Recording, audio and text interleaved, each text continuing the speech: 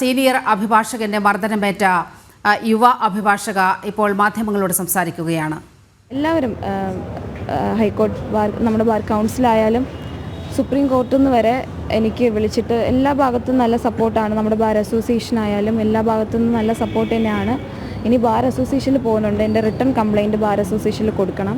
അപ്പോൾ അതിന് വേണ്ടിയിട്ട് എന്തായാലും നിയമ നടപടിയായിട്ട് മുന്നോട്ട് പോകാൻ തന്നെയാണ് തീരുമാനം.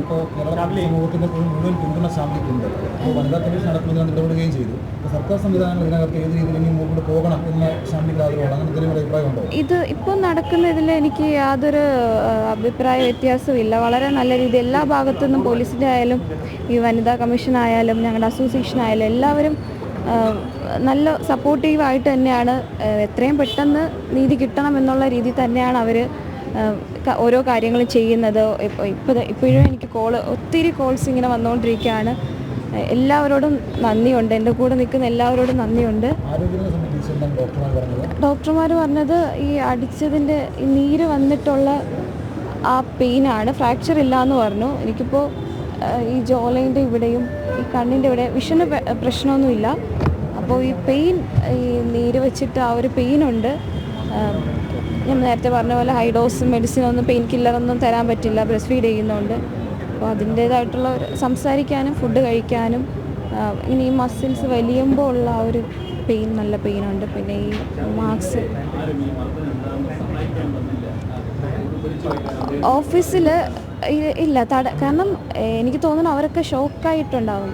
ഇങ്ങനെ ഒരു പ്രതികരണം അടിക്കുമെന്നൊന്നും ആരും വിചാരിച്ചില്ല. ഓഫീസിൽ ആ സമയത്ത് അഡ്വക്കേറ്റ് മിഥുന, പ്രിയ ചേച്ചി, ആനന്ദേട്ടൻ, ഞാൻ, സാറ്, ഞങ്ങൾ ഇത്രയും പേര് ഓഫീസിലുണ്ടായിരുന്നത്.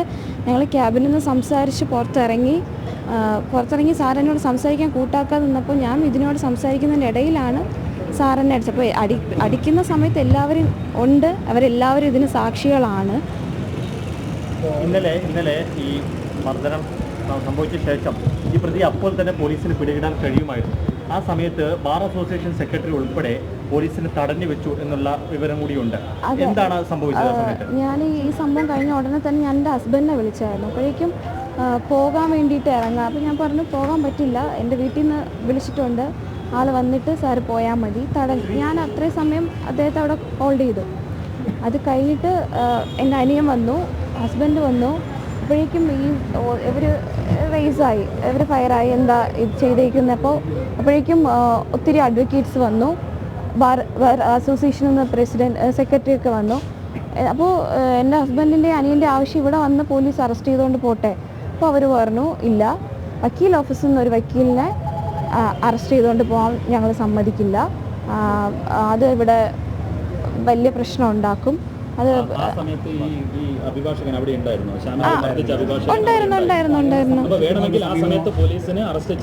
ചെയ്യാമായിരുന്നു. പോലീസ് പുറത്തുണ്ടായിരുന്നു. ആ സമയത്ത് അവിടുന്ന് അറസ്റ്റ് ചെയ്ത് കൊണ്ടുപോകാൻ പറ്റില്ല. പോലീസിൽ കംപ്ലൈൻറ്റ് ചെയ്ത് നമുക്ക് നിയമ നടപടി എടുക്കാം. വക്കീൽ ഓഫീസിൽ നിന്ന് ഒരു ലോയറെ അറസ്റ്റ് ചെയ്തുകൊണ്ട് പോകാൻ പറ്റില്ല എന്നുള്ള നിലപാടിലായിരുന്നു. അങ്ങനെയൊന്നുമില്ല. ഇപ്പോൾ കോടതിയിൽ പോലീസ് വന്ന് അറസ്റ്റ് ചെയ്ത്, ഇപ്പോൾ വക്കീൽ ഓഫീസാണ്, അങ്ങനെ ഒരു ഇതില്ല. അവർ പാർട്ടിപരമായിട്ട്, സാറ് പൊളിറ്റിക്കലി ആക്റ്റീവായിട്ടൊക്കെ നിൽക്കുന്ന ആളാണ്. ഈ പറഞ്ഞ പ്രസിഡന്റ്, നമ്മുടെ സെക്രട്ടറിയുടെ കൂടെ ഇലക്ഷൻ ടൈമിലായാലും ആക്റ്റീവായിട്ട് നിന്നിട്ടുണ്ട്. മേ ബി അതിൻ്റെ ഒരു സോഫ്റ്റ് കോർണർ ആയിരിക്കാം. അദ്ദേഹം ഇവിടെ വന്ന് കൊണ്ടുപോകാൻ പറ്റത്തില്ല. പിന്നെ അഡ്വക്കേറ്റ്സൊക്കെ എന്ത് വന്നാലും അവർക്ക് സ്ട്രോങ് ആയിട്ട് നിൽക്കും. പിന്നെ ഞാനും ഒരു അഡ്വക്കേറ്റ് ആയതുകൊണ്ട് അവർക്ക് പിന്നെ അതിൽ കൂടുതൽ പക്ഷെ അതിനകത്ത് കയറി പോലീസ് അറസ്റ്റ് ചെയ്യില്ല എന്നുള്ള നിലപാട് അവർ തീർത്തും പറഞ്ഞിട്ടുണ്ടായിരുന്നു.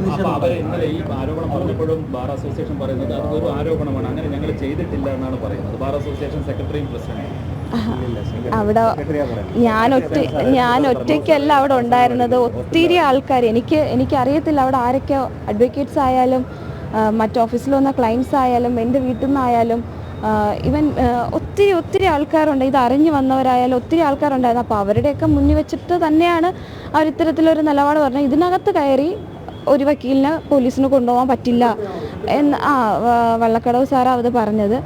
അപ്പോൾ അത് പറ്റത്തില്ല. പിന്നെ അവർ തമ്മിൽ അവരകത്ത് കയറി ക്യാബിനിൽ കയറി അവർ സംസാരിക്കുന്നുണ്ടായിരുന്നു. ഞാനപ്പോൾ പുറത്തിരിക്കുകയായിരുന്നു. അപ്പോഴേക്കും ആൾക്കാരൊക്കെ ഒത്തിരി ആൾക്കാർ വന്നു. വരുന്ന ഈ പ്രതിയെ പിടിച്ച് വക്കീലന്മാർ പോലീസിന് കൈമാറണമെന്ന് തോന്നിയിരുന്നില്ലേ ആ സമയത്ത്?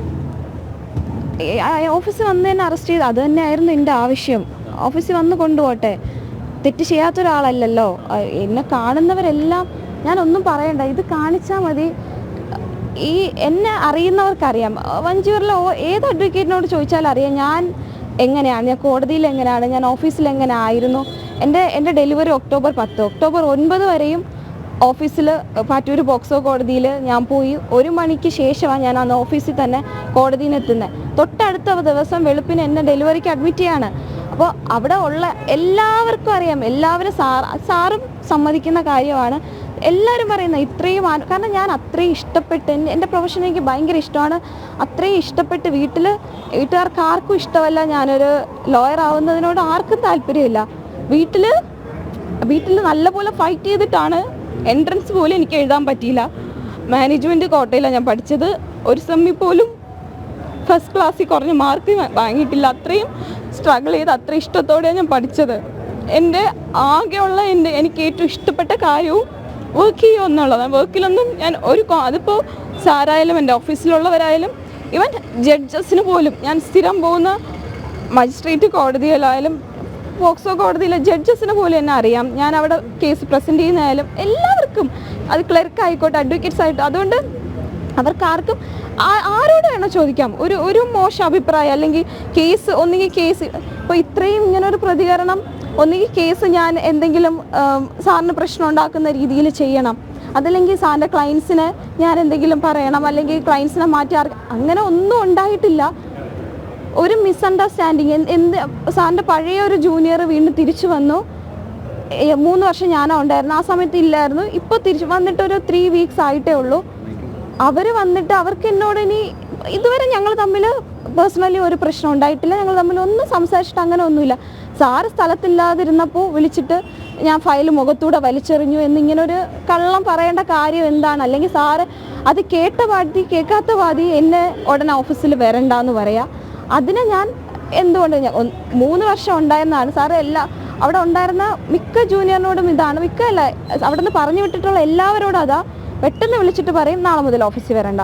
അവരൊക്കെ പേടിച്ചിട്ട് ഓക്കെ നിർത്തും. ഇപ്പം ഞാൻ 3 വർഷം ഉണ്ടായി, എനിക്കറിയണം എന്ത് കാരണത്താലാണ് എന്നെ പിരിച്ചു വിട്ടതെന്നുള്ളത്. അത് ഞാൻ ചോദിച്ചു. ഞാൻ പറഞ്ഞു ഓക്കെ, അത് സാറ് ഒത്തിരി സോറി പറഞ്ഞു, അമ്മയെ വിളിക്കാം, ഹസ്ബൻഡിനെ വിളിക്കാം എന്നൊക്കെ പറഞ്ഞതിൻ്റെ ബേസിസിലാണ് ഞാൻ തിരിച്ച് ഓഫീസിൽ പോയത്. എൻ്റെ അമ്മ പറഞ്ഞിട്ടാണ് ഞാൻ പറയുക, ഞാനും പോകുന്നില്ല, ഞാനിനി CA പഠിക്കാൻ പോവാം, എനിക്കിനി അത്ര ഇഷ്ടപ്പെട്ട് വന്ന പ്രൊഫഷനാണ്. എന്നിട്ട് പോലും എനിക്ക് വേണ്ട, ഞാൻ CA പഠിച്ചോളാം, എനിക്കിനി പ്രാക്ടീസ് ചെയ്യേണ്ടെന്ന് പറഞ്ഞിരുന്നിട്ടും അമ്മയുടെ നിർബന്ധത്തിന് ഞാൻ തിരിച്ച് ഓഫീസിൽ വന്നപ്പോഴാണ് ഈ അഡ്വക്കേറ്റ് മിഥുനെയാണ് ഓക്കെ സാറിനോട് ഇങ്ങനത്തെ ഒരു നുണ പറഞ്ഞത്. അത് പറഞ്ഞത് ഓക്കെ, അത് അവരുടെ ക്യാരക്ടർ, അവരെനിക്കെതിരെ പറഞ്ഞു. പക്ഷെ അതിലെന്തെങ്കിലും ഒരു സത്യാവസ്ഥ ഉണ്ടോ എന്നുള്ള കാര്യം സാർ അന്വേഷിച്ചില്ല. എന്നോടെന്നല്ല, ഓഫീസിലെ മറ്റൊരു സ്റ്റാഫിനോട് ഇതിനെക്കുറിച്ച് ഒന്നും ചോദിക്കാതെ പെട്ടെന്ന് എന്നോട് നാളെ മുതൽ വരണ്ട. ഞാൻ വന്നില്ല, ഞാൻ 2 ദിവസം വന്നില്ല. അതേ സാറ് തൊട്ട് വെള്ളിയാഴ്ച വിളിച്ചിട്ട് അബദ്ധം പറ്റിയതാണ്, സോറി, എനിക്ക് പെട്ടെന്ന് കേട്ടപ്പോഴുള്ള ദേഷ്യത്ത്, എനിക്കറിയാം ഇതും സാറ് ദേഷ്യത്ത്, ഒന്നും മുൻകൂട്ടി പ്ലാൻ ചെയ്തിട്ടൊന്നുമല്ല. ദേഷ്യത്ത് ഞാൻ പറഞ്ഞു സാറ് വാൺ ചെയ്യുക.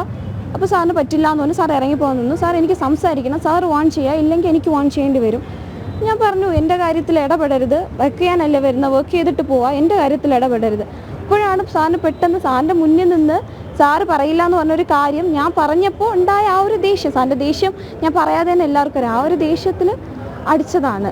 നീതി നിഷേധം, അതായത് ഇവിടെ അഡ്വക്കേറ്റ് ഉണ്ടായിരുന്നു, പോലീസ് വരുന്നു, കുറച്ച് കൊണ്ടുപോകാൻ കഴിയുന്നതായിരുന്നു. അവിടെ ഒരു സ്ത്രീക്ക് നീതി നിഷേധിക്കുന്ന ഒരു സ്ഥിതി ഉണ്ടായിരുന്നു. ഒരു അഭിഭാഷക കൂടിയാണല്ലോ. നീതി നിഷേധിക്കാമെന്ന് ഞാൻ പറയുന്നില്ല.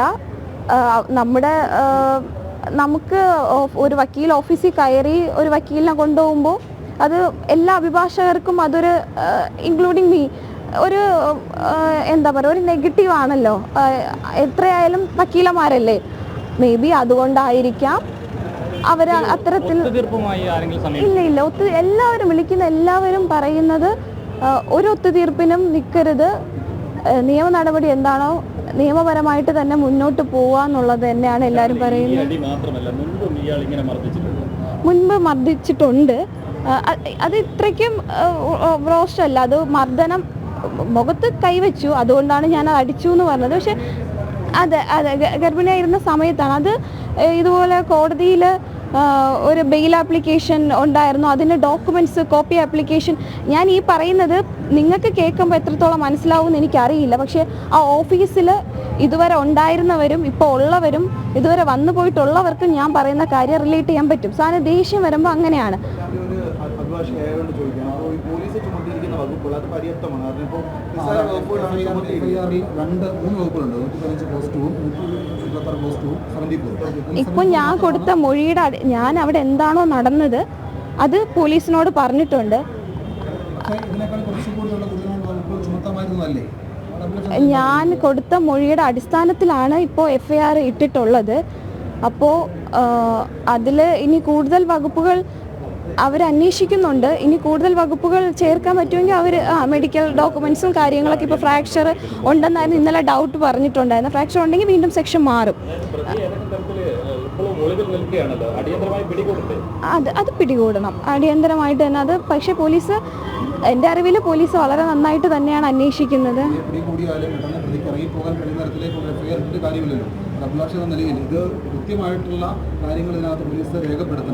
ഇത് അല്ല, ഇപ്പോൾ തന്നെ അദ്ദേഹത്തിൻ്റെ ബാർ അസോസിയേഷനിൽ നിന്ന് സസ്പെൻഡ് ചെയ്തു. ബാർ കൗൺസിലിൽ കംപ്ലൈൻറ്റ് പോയിട്ടുണ്ട്. ഡിസിപ്ലിനറി ആക്ഷൻ എന്തായാലും ഉണ്ടാകും. ഞാൻ ആസ് എ ലോയർ ഇതിൽ കൂടുതൽ അദ്ദേഹത്തിന് ഇപ്പോൾ പോലീസ് ഇനിയൊരു നോൺ ബെയിലബിൾ ഓഫൻസ് ഇട്ടാലും ജയിലിൽ പോകും. അതിനേക്കാൾ അദ്ദേഹം യൂണിഫോം ഊരി വയ്ക്കുന്ന തരത്തിലുള്ള നടപടികൾ ബാർ അസോസിയേഷൻ്റെയും ബാർ കൗൺസിലിൻ്റെ ഭാഗത്തുനിന്നുണ്ടാവും. വരരുതെന്ന് തന്നെയാണ് എൻ്റെ ആഗ്രഹം. അതത്രയേ ഉള്ളൂ. ഇനി എന്നെ അടിച്ചു, ഇതിനു മുമ്പ് വേറെ ആരെങ്കിലും അടിച്ചോ എന്നുള്ള കാര്യം എനിക്കറിയില്ല. എന്തായാലും ജൂനിയേഴ്സിനോട് അത്രയും ഷൗട്ട് ചെയ്ത് ദേഷ്യം വരുമ്പോൾ സാറിന് അറിയില്ല എന്താ പറയുന്നതെന്ന് അറിയത്തില്ല. അത്രയും ദേഷ്യത്തെ എന്നോട് മാത്രമല്ല എല്ലാ ജൂനിയേഴ്സിനോടും. ഫയൽസ് ഇല്ല, പരാതി കൊടുത്തില്ല. മർദ്ദനം എന്ന് പറഞ്ഞാൽ ഇത്രയും റോസ്റ്റ് അങ്ങനെ പാടുവരികയോ ഇതുപോലെ തന്നെ സോറി അത് ദേഷ്യത്ത് പറ്റിപ്പോയതാ. പിന്നെ അതാരും കണ്ടുമില്ല. അത് ക്യാബിനകത്ത് വെച്ചിട്ടായിരുന്നു. അത് ഈ പറഞ്ഞ ഒരു നിസ്സാര കാര്യത്തിനാണ്. കോപ്പി ആപ്ലിക്കേഷൻ ഇട്ടില്ല എന്ന് പറഞ്ഞ് ഫയൽസ് വലിച്ചെറിയുക. അപ്പോൾ ഞാൻ ചോദിച്ചു, സാർ എന്തിനാ ഇങ്ങനെ? അതായത് സാർ എന്തെങ്കിലും ഒരു ആക്ട് ചെയ്യും, അത് നമുക്കിഷ്ടപ്പെടില്ല, അതിന് പ്രതികരിച്ചാൽ അപ്പോൾ ദേഷ്യം വന്നിട്ട് ദേഷ്യത്തിൻ്റെ പുറത്ത് കംപ്ലീറ്റ്ലി ദേഷ്യത്തിൻ്റെ ആ പെട്ടെന്നുള്ള ദേഷ്യത്തിൻ്റെ പുറത്ത് ചെയ്യുന്നത്. ഇതും അങ്ങനെ തന്നെ ചെയ്തതാണ്. അതിലൊരു സംശയം ഇല്ല. ഞാൻ പോലീസിനോട് കൊടുത്ത മൊഴിയിലായാലും ഞാൻ മീഡിയാസിനോട് പറഞ്ഞതും കൈകൊണ്ട് തന്നെ മർദ്ദിച്ചു എന്നാണ്. കൈകൊണ്ട് തന്നെയാണ് മർദ്ദിച്ചത്. കയ്യിൽ റിങ്ങോ കീയോ കാര്യങ്ങളൊന്നും ഉണ്ടായിരുന്നില്ല. കൈകൊണ്ട് തന്നെയാണ് മർദ്ദിച്ചത്. പിന്നെ സാർ എയർഫോഴ്സിലായിരുന്നു, അപ്പോൾ തോക്ക് പിടിച്ചിട്ടുള്ള കൈയാണ്. പിന്നെ കടൽ പണിക്കൊക്കെ മുമ്പ് പോയിട്ടുള്ള ആളാണ്. അപ്പോൾ അത്രയും അതുകൊണ്ടായിരിക്കും എല്ലാവരും വന്നിട്ട് ചോദിക്കുന്ന അതാ കൈ കൊണ്ട് തന്നെയാണോ അടിച്ചത്, ചുമരിൽ പിടിച്ച് ഉരച്ചോ, അങ്ങനെയൊന്നും ഉണ്ടായിട്ടില്ല. നടന്ന സംഭവമാണ് ഞാൻ പറഞ്ഞത്. Thank you. സീനിയർ അഭിഭാഷകന്റെ മർദ്ദനമേറ്റ വഞ്ചിയൂർ കോടതിയിലെ ജൂനിയർ അഭിഭാഷക ശ്യാമലി മാധ്യമങ്ങളോട് സംസാരിക്കുകയായിരുന്നു. സീനിയർ അഭിഭാഷകൻ ബെയിലിൻ ദാസിനെതിരെ ഗുരുതരമായ ആരോപണങ്ങളാണ് ശ്യാമലി ഇപ്പോൾ മാധ്യമങ്ങൾക്ക് മുൻപാകെയും പറഞ്ഞിട്ടുള്ളത്.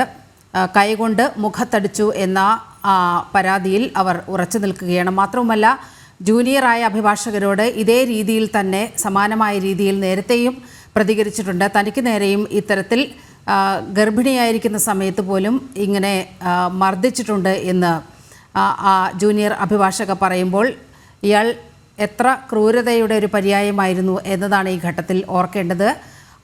ദേഷ്യം വരുമ്പോൾ ജൂനിയർ അഭിഭാഷകരെ ഇങ്ങനെ കയ്യേറ്റം ചെയ്യുന്ന ഒരു അഭിഭാഷകൻ കൂടിയാണ് ബെയിലിൻ ദാസ് എന്ന വിവരങ്ങളാണ് ഇപ്പോൾ ശ്യാമലിയുടെ വാക്കുകളിലൂടെ നമ്മൾ അറിയുന്നത്. പ്രശാന്ത് കൂടി നമ്മോടൊപ്പം ചേരുന്നുണ്ട്. പ്രശാന്ത്, ചികിത്സയ്ക്കായി ശ്യാമലി മെഡിക്കൽ കോളേജിൽ എത്തിയിരിക്കുകയാണ്. അപ്പോഴാണ് നമ്മളോട് സംസാരിച്ചതെന്നാണ് മനസ്സിലാകുന്നത്. മറ്റെന്തെല്ലാം കാര്യങ്ങളാണ് ശ്യാമലി പറയുന്നത്? അതിലിമ ചികിത്സയ്ക്കായി മെഡിക്കൽ കോളേജിൽ എത്തി ഡോക്ടറെ കണ്ടു. ദന്തൽ വിഭാഗത്തിലാണ് എത്തിയത്. അതിൽ OPയിൽ ഡോക്ടറെ കണ്ടതിന് ശേഷമാണ് പുറത്തേക്ക് ഇറങ്ങിയപ്പോഴാണ് മാധ്യമങ്ങളോട് പ്രതികരിച്ചത്. ഈ ആക്രമണത്തിന്റെ, അതായത് മർദ്ദനത്തിന്റെ വിവരങ്ങളാണ് പുറത്തു പറഞ്ഞത്. അതായത് ഒരു ഗുരുതരമായ രീതിയിൽ മർദ്ദിക്കുന്ന സാഹചര്യം ഉണ്ടായിരുന്നു. ഇതിനു മുമ്പും നേരത്തെയും സമാനമായ രീതിയിൽ മർദ്ദിച്ചിട്ടുണ്ട്. താൻ ഗർഭിണിയായിരിക്കുന്ന സമയത്തടക്കം ഇത്തരത്തിൽ മർദ്ദനം നടത്തിയിട്ടുള്ളതടക്കമുള്ള കാര്യങ്ങളാണ് ഇപ്പോൾ യുവതിയെ വെളിപ്പെടുത്തുന്നത്. കഴിഞ്ഞ ദിവസവും പറഞ്ഞിരുന്നു. അതിന്റെ ഒരു തീക്ഷ്ണമായ രീതിയിൽ ആണ് വീണ്ടും വൈകാരികമായ രീതിയിലാണ് ഇപ്പോഴും യുവതിയുടെ ഭാഗത്തുണ്ടാകുന്നത്. എന്തായാലും ഒത്തുതീർപ്പെന്ന ഒരു നടപടി നിലവിലില്ല. ഒത്തുതീർപ്പിന് ശ്രമമോ അല്ലെങ്കിൽ കേസ് ഒത്തുതീർപ്പാക്കാൻ ശ്രമിക്കുന്നുമില്ല. നിയമ നടപടികളുമായി മുന്നോട്ട് പോകുമെന്ന് തന്നെയാണ് അഭിഭാഷക പറയുന്നത്. നേരത്തെയും സമാനമായ രീതിയിൽ പലതവണ ഉണ്ടായിട്ടുണ്ട്. ദേഷ്യം വരുമ്പോഴെല്ലാം മർദ്ദിപ്പിക്കുന്ന സ്വഭാവം ഈ അഭിഭാഷകനുണ്ടെന്നാണ് ഈ അഭിഭാഷക പറയുന്നത്. അതായത് സീനിയർ അഭിഭാഷകൻ ഉണ്ടെന്നാണ് ഈ യുവതി പറയുന്നത്. നേരത്തെയും പലതവണ, അതായത് ഇതിനു മുമ്പും പലതവണ ഇത്തരത്തിൽ സംഭവങ്ങൾ ഉണ്ടായിട്ടുണ്ട്. ക്രൂരമായ രീതിയിലാണ് നടപടി ഉണ്ടാകുന്നത്. ഇത് സമാനമായ രീതിയിൽ തന്നെയാണ് കൈകൊണ്ട് മർദ്ദിക്കുകയാണ്. ഇതിലെ ഒരു യുവതി പറയുന്നത് നേരിട്ട് ഈ അഭിഭാഷകരുമായി യാതൊരു തർക്കമോ വഴക്കോ ഒന്നും ഉണ്ടായിരുന്നില്ല. സഹപ്രവർത്തകയായ മറ്റൊരു സഹപ്രവർത്തക ഉണ്ടായിരുന്നു. ആ സഹപ്രവർത്തകയുമായി ചില തർക്കങ്ങൾ ഉണ്ടായിരുന്നു, ചില പ്രശ്നങ്ങൾ ഉണ്ടായിരുന്നു. ആ പ്രശ്നങ്ങളുമായി ബന്ധപ്പെട്ട് പരാതി പറയുവാൻ ചെന്നപ്പോഴാണ് ഇത്തരത്തിലൊരു സംഭവം തനിക്കുണ്ടായത്. അതിനു മുമ്പും നേരത്തെയും ഈ സമാനമായ രീതിയിൽ ഈ സഹപ്രവർത്തകരുടെ ഭാഗത്തു നിന്നും ഉണ്ടാകുന്ന അധിക്ഷേപങ്ങൾ ഉണ്ടായപ്പോൾ പരാതി പറഞ്ഞെങ്കിൽ പോലും അത് കൂട്ടാക്കാൻ തയ്യാറാകാതെ തന്നോട് ഓഫീസിൽ വരണ്ട എന്ന് പറയുകയാണ് ചെയ്തത്. തുടർന്ന് വീണ്ടും ഓഫീസിൽ വേണ്ട എന്ന് പറയുകയും തുടർന്ന് വീണ്ടും ഈ അഭിഭാഷക വീട്ടിൽ പോയിരുന്നതാണ്. പിന്നീട് ഈ അഭിഭാഷകൻ തന്നെയാണ് വീണ്ടും ഓഫീസിലേക്ക് വിളിച്ചു വരുത്തിയതെന്നും പറയുന്നു. അതിനുശേഷം ഓഫീസിലെത്തിയതിനു ശേഷവും ഇത്തരത്തിൽ ഈ സഹപ്രവർത്തകരുടെ ഭാഗത്തു നിന്ന് അധിക്ഷേപം ഉണ്ടാകുകയും അത് പരാതിപ്പെടുവാനായി ചെന്നതാണ്. എന്നാൽ ആ പരാതിപ്പെടാൻ ചെന്നപ്പോൾ തനിക്ക് ഉണ്ടായ അധിക്ഷേപത്തെ കൂട്ടാക്കാതെ തന്നെ മർദ്ദിക്കുന്ന നിലയിലേക്കാണ് ചെന്നെത്തിയത്. ഇത് അങ്ങനെയാണ് ക്രൂരമായ രീതിയിൽ മർദ്ദനം ഏൽക്കേണ്ട സാഹചര്യം ഉണ്ടായിരുന്നത്. നിരവധി ആളുകളും അവിടെ ഒപ്പമുണ്ടായിരുന്നു. തനിക്ക് മാനഹാനി അനുഭവപ്പെട്ടു. ഇത്തരത്തിൽ മറ്റ് ആളുകൾ നോക്കി നിൽക്കെ തന്നെ അപമാനിക്കുന്ന രീതിയിലേക്ക് ആക്രമിച്ചത് തനിക്ക് മനഹാനി ഉണ്ടാക്കുന്ന ഒരു സാഹചര്യമുണ്ട്. അതുകൊണ്ട് തന്നെയാണ് നിയമ നടപടികളുമായി മുന്നോട്ട് പോകുമെന്ന് പറയുന്നത്. എന്തായാലും ഒത്തുതീർപ്പിന് യാതൊരുവിധ ഒത്തുതീർപ്പിനും തയ്യാറല്ല. തനിക്ക് നീതി നിഷേധിക്കപ്പെട്ട സാഹചര്യത്തിൽ, തനിക്ക് അപമാനമുണ്ടായ സാഹചര്യത്തിൽ നീതി നേടിയെടുക്കുക എന്നത് തൻ്റെ ഉദ്ദേശമാണ്. അതുകൊണ്ട് തന്നെ ഏതറ്റം വരെ പോകാനും തയ്യാറാണെന്നും അഭിഭാഷക പ്രതികരിക്കുകയും ചെയ്യുന്നുണ്ട്. മാധ്യമങ്ങളോട് അല്പസമയം മുമ്പാണ് ഇത്തരത്തിൽ പ്രതികരിച്ചത്. കഴിഞ്ഞ ദിവസമാണ് മാധ്യമപ്രവർത്തകയ്ക്ക് സീനിയർ അഭിഭാഷകൻ ഈ മാധ്യമപ്രവർത്തകരോട് സംസാരിച്ചത്. കഴിഞ്ഞ ദിവസമാണ് ഈ അഭിഭാഷകയ്ക്ക് സീനിയർ അഭിഭാഷകന്റെ ഭാഗയിൽ നിന്നും മർദ്ദനമേൽക്കുന്ന സാഹചര്യം ഉണ്ടാകുന്നത്. തുടർന്ന് തിരുവനന്തപുരത്തെ പ്രശാന്ത്, ഒപ്പം തന്നെ ഈ സീനിയർ അഭിഭാഷകൻ ബെയിലിൻ ദാസ് മുൻകൂർ ജാമ്യത്തിനായി നീക്കം തുടങ്ങി എന്ന് കേൾക്കുന്നു. പോലീസ് ഇയാൾക്ക് വേണ്ടിയുള്ള തെരച്ചിൽ വ്യാപകമാക്കിയിട്ടുണ്ടോ? പോലീസിൽ നിന്ന് നമുക്ക് ലഭിക്കുന്ന വിവരങ്ങൾ എന്തെല്ലാമാണ്? നിലവ കഴിഞ്ഞ ദിവസം ഈ സംഭവശേഷം ഒളിവിൽ പോയതാണ് ബെയിലിൻ ദാസിനായി കഴിഞ്ഞ ഒരു രാത്രി മുഴുവനും പോലീസ് തെരച്ചിൽ നടത്തിയെന്നാണ് പറയുന്നത്. തിരുവനന്തപുരത്ത് നഗര കേന്ദ്രീകൃതമായിട്ടും അതോടൊപ്പം തന്നെ മറ്റ് സ്ഥലങ്ങളിൽ ബെയിലിൻ ദാസ് പോകാൻ സാധ്യതയുള്ള സ്ഥലങ്ങൾ കേന്ദ്രീകരിച്ചടക്കം ഇത്തരത്തിൽ പരിശോധന നടത്തിയെങ്കിൽ പോലും അല്ലെങ്കിൽ അന്വേഷണം നടത്തിയെങ്കിൽ പോലും കണ്ടെത്താനായില്ല. നിലവിൽ ഇപ്പോൾ ഈ ബെയിലിൻ ദാസ് ഒരു മുൻകൂർ ജാമ്യത്തിൻ്റെ അപേക്ഷ നൽകും എന്നാണ് മനസ്സിലാക്കാൻ കഴിയുന്നത്. തിരുവനന്തപുരം ജില്ലാ കോടതിയിൽ തന്നെ ഇന്ന് അത്തരത്തിൽ മുൻകൂർ ജാമ്യാപേക്ഷ നൽകുമെന്നാണ് മനസ്സിലാക്കാൻ കഴിയുന്നത്. അതിൽ കൃത്യത ഇതുവരെ എത്താൻ കഴിയില്ല. നമ്മളും ബെയിലിൻ ദാസുമായി ബന്ധപ്പെടാൻ ശ്രമിച്ചെങ്കിലും അദ്ദേഹവുമായി ബന്ധപ്പെടാൻ സാധിച്ചിരുന്നില്ല. ഏതായാലും ഇത്തരത്തിലുള്ള നീക്കം നടക്കുന്നുണ്ട്. ഈ മുൻകൂർ ജാമ്യവുമായി ബന്ധപ്പെട്ട് പ്രശാന്ത്, സീനിയർ അഭിഭാഷകന്റെ മർദ്ദനമേറ്റ വഞ്ചിയൂർ കോടതിയിലെ ജൂനിയർ അഭിഭാഷക ശ്യാമിലി വളരെ ഗുരുതരമായ ആരോപണങ്ങളാണ് മുന്നോട്ട് വച്ചിരിക്കുന്നത്.